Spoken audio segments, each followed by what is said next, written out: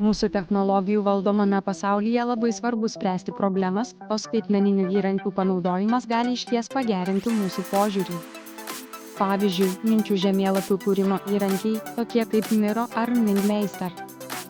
Jos leidžia mums realiuoju laiku kurti idėjas ir vizualiai bendradarbiauti su kolegomis iš bet kurios vietos.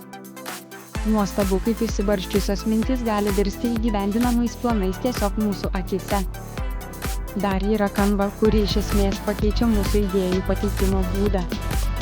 Jos intuityvaus dizaino funkcijos leidžia lengvai kurti nuostabius pristatymus, nesvarbu, ar tai būtų klasės projektas ar pristatymas.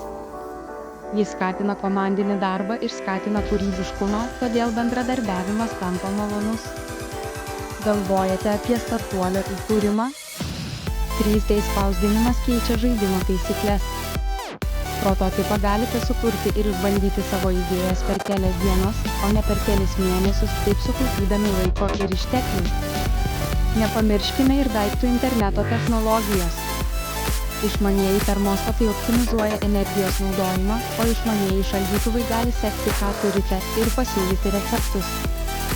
Šios naujovės sprendžia realias problemas, derindamos efektyvumą su patogumu.